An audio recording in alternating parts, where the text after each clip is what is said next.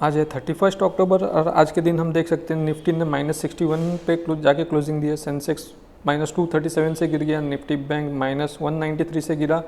Nifty smalls marginally stable था -7.90 और Nifty mid ने बेहतरीन परफॉर्मेंस दिया है 141 का। अब मैं अगर गेस करूं कि सबके पोर्टफोलियो में ये मिड कैप स्टॉक सबसे ज़्यादा होंगे, जिसके कारण सभी के पोर्टफोलियो ने लगभग बेहतरीन परफॉर्मेंस दी रही आज।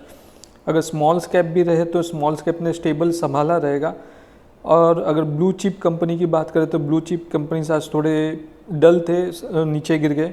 अगर ओवरऑल परफॉर्मेंस की बात करें तो लगभग 1000 स्टॉक्स एनएसई के डाउन थे और लगभग 991 स्टॉक्स अप थे। अगर सेक्टर्स वाइज परफॉर्मेंस की बात करें तो निफ्टी रियलिटी फिर से आज टॉप पे है, निफ्टी मीडिया है, उसके बाद निफ्टी एफएमसीजी। लास्ट 2 दिन से निफ्टी रियलिटी ने अच्छा परफॉर्मेंस दे रहा है और सबसे खराब परफॉर्मेंस के चलते देखें तो निफ्टी ऑटो सबसे खराब परफॉर्मेंस था, उसके बाद फार्मा, उसके बाद बैंक। हम एफआईआई का कैश फ्लो यहाँ पे देख सकते हैं अक्टूबर महीने का, जहाँ पे हम देख सकते हैं कि 30,000 करोड़ के शेयर्स की बिकवाली की है लगभग, जबकि लास्ट सितंबर में जो सितंबर मंथ में था वो 26,000 करोड़ के शेयर्स की बिकवाली की थी, जो कि कंपेयर टू सितंबर ये अक्टूबर में और भी ज़्यादा बिकवाली की है।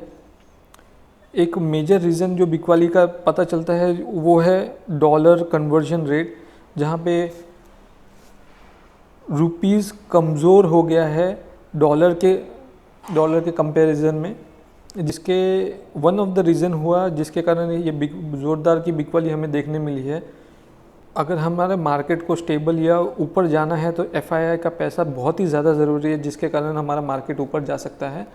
और एक न्यूज़ सुबह आती है जहाँ पे एक बहुत ही बड़ी फर्म ने बोल दिया है कि अगर पीएम मोदी नेक्स्ट पीएम नहीं होते हैं तो हमारा मार्केट 25% से क्रैश हो सकता है, जो कि एक बड़ी बात बोल दी है। बट अगेन अगर हम इलेक्शन की बात करें, इलेक्शन को प्रॉपरली देखें कि पीएम मोदी को कम्पीट करने वाला कोई अभी फ़िलहाल नियर अबाउट दिख नहीं रहा है, जो कि हम बोल सकते हैं कि ऑपोजिशन के पास कोई ऐसा कैंडिडेट नहीं दिख रहा है कि पीएम को मोदी के अगेंस्ट में खड़ा होके दिखा सके कि मैंने इससे बेहतर काम किए हैं। फ़िलहाल एटलीस्ट मुझे लग रहा है कि नेक्स्ट 5 साल भी पीएम मोदी ही लीड करेंगे।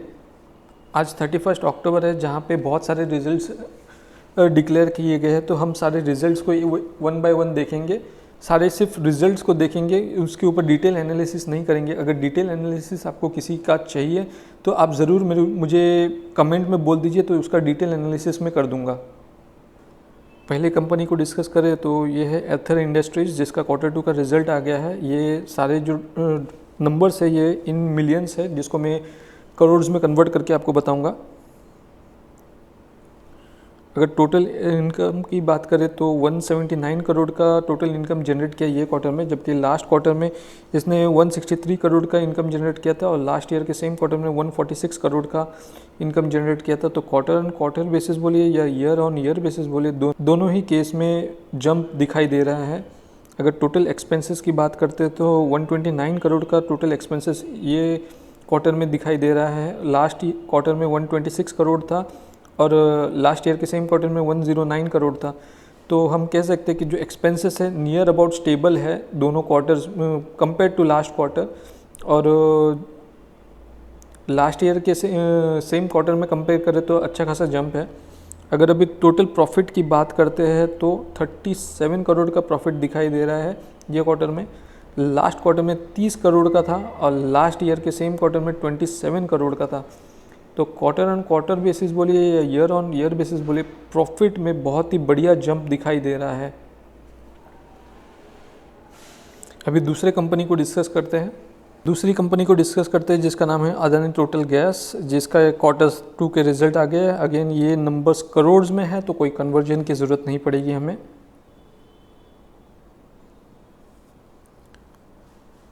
तो टोटल इनकम की बात करें तो 1187 करोड़ के टोटल इनकम जनरेट की है ये क्वार्टर्स में, जबकि लास्ट क्वार्टर में 1142 करोड़ के थे और लास्ट ईयर के सेम क्वार्टर में 1200 करोड़ के थे। तो हम मान सकते हैं कि क्वार्टर ऑन क्वार्टर बेसिस में सिंगल डिजिट में ग्रोथ दिखाई है, और जबकि और ईयर ऑन ईयर बेसिस की बात करें तो माइनस में है, 1200 करोड़ से 1187 करोड़ हो गया है। अगर टोटल एक्सपेंसेस की बात करें तो 963 करोड़ का है ये क्वार्टर में, लास्ट क्वार्टर में 944 करोड़ का था और लास्ट ईयर के सेम क्वार्टर में 1012 करोड़ का था। तो हम देख सकते हैं जो एक्सपेंसेस है वो भी गिरा है कंपेयर टू लास्ट ईयर, और लास्ट क्वार्टर के कंपैरिजन में करेंगे तो बड़ा है। अगर टोटल प्रॉफिट देखें हम, ये पॉइंट है, प्रॉफिट देखें तो 172 करोड़ का प्रॉफिट जनरेट किया है। लास्ट ईयर के सेम लास्ट क्वार्टर में 150 करोड़ का था और लास्ट ईयर के सेम क्वार्टर में 160 करोड़ का था। तो प्रॉफिट में दोनों ही तरीके से अच्छा खासा जंप देखने मिला है हमें।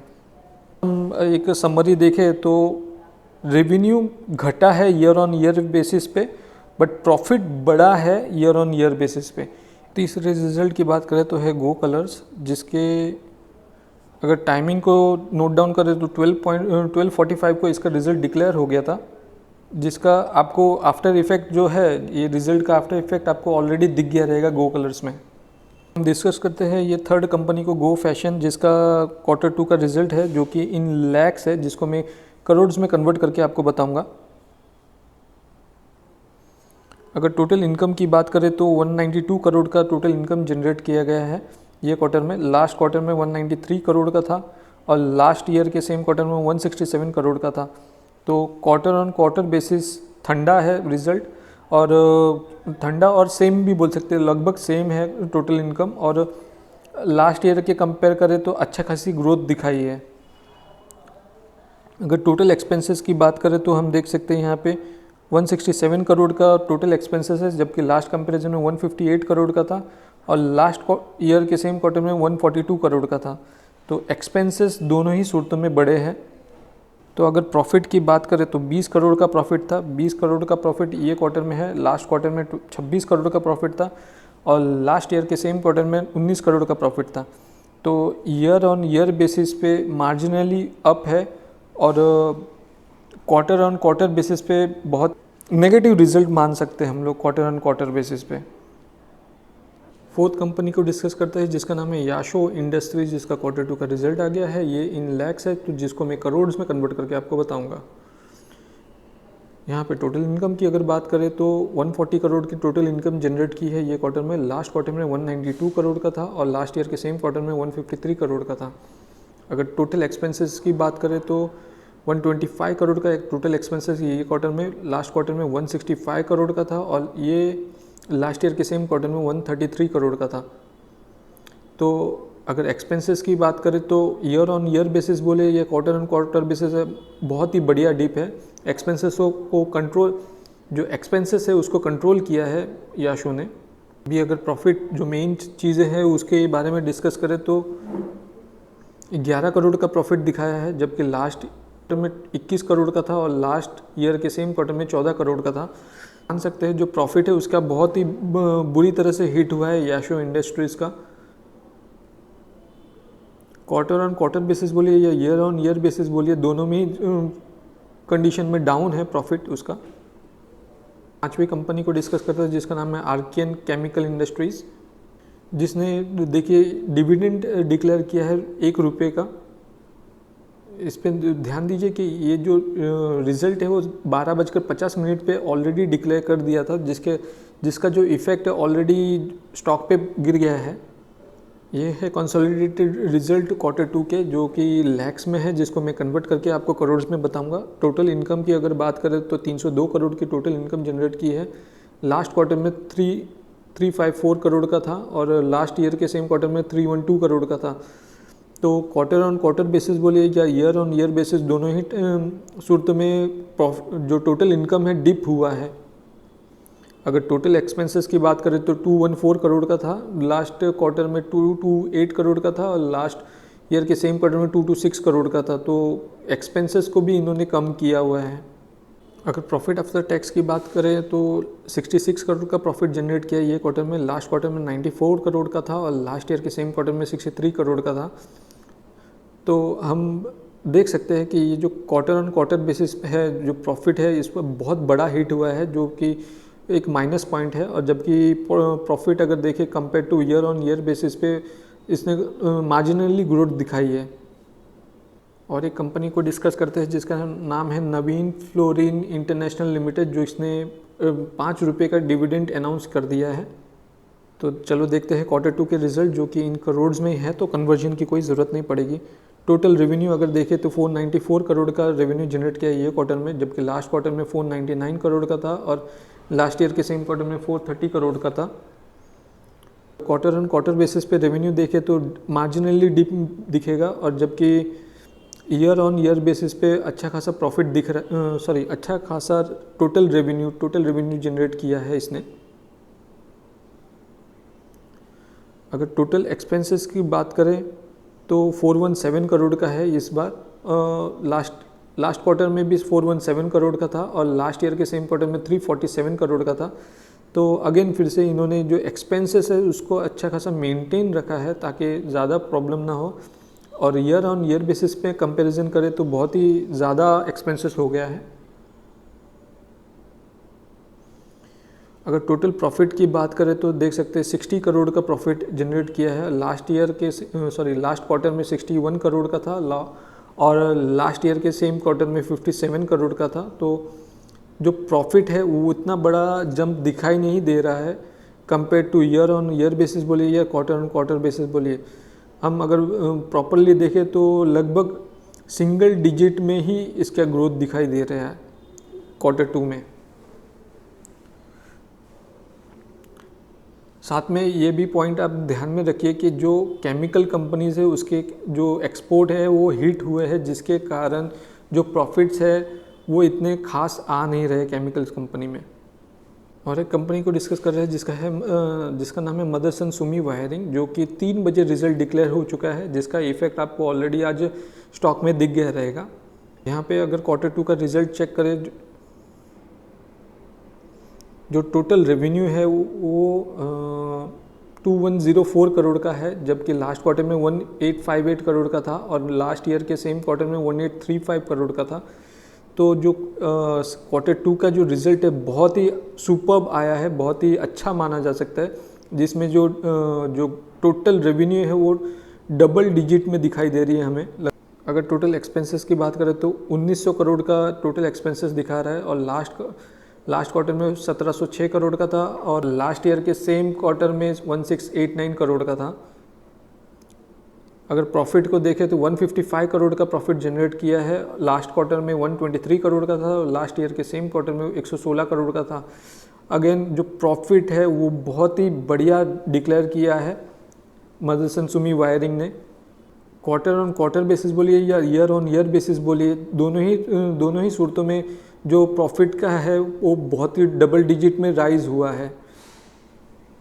और एक कंपनी को डिस्कस करते हैं जिसका नाम है टाटा कंज्यूमर्स, जिसका रिजल्ट जो डिक्लेयर हुआ 5:30 बजे। तो आफ्टर मार्केट ये न्यूज़ आई है जिसका जो इफ़ेक्ट है वो कल हमें पता चलेगा।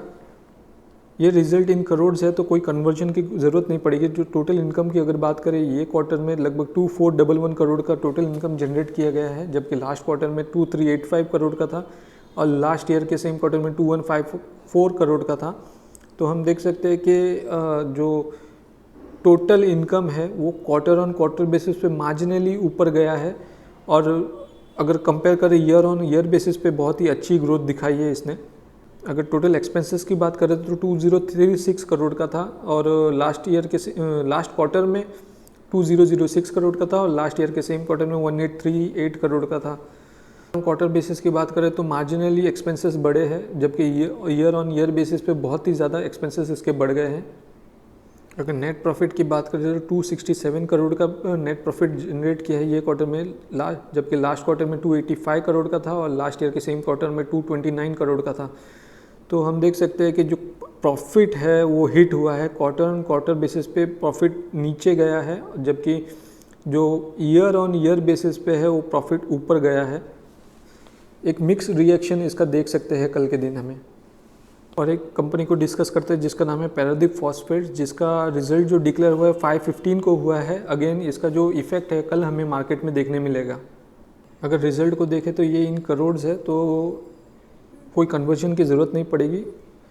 टोटल इनकम की बात करें जो ये क्वार्टर का है वो 3694 करोड़ का है, जबकि लास्ट क्वार्टर में 2869 करोड़ का था और लास्ट ईयर के सेम क्वार्टर में 3073 करोड़ का था।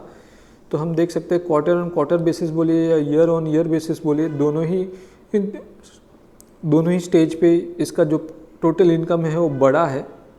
अगर टोटल एक्सपेंसेस की बात करते हैं तो टोटल एक्सपेंसेस इसका ये क्वार्टर में 3573 करोड़ का है, जबकि लास्ट क्वार्टर में 2801 करोड़ का था और लास्ट ईयर के सेम क्वार्टर में 3232 करोड़ का था।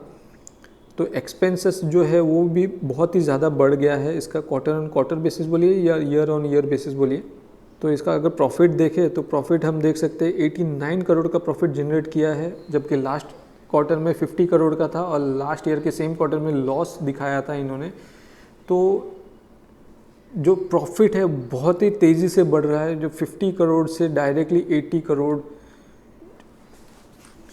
तो अगर इसको परसेंटेज में देखें तो 60% से ये लगभग बढ़ गया है क्वार्टर ऑन क्वार्टर बेसिस पे।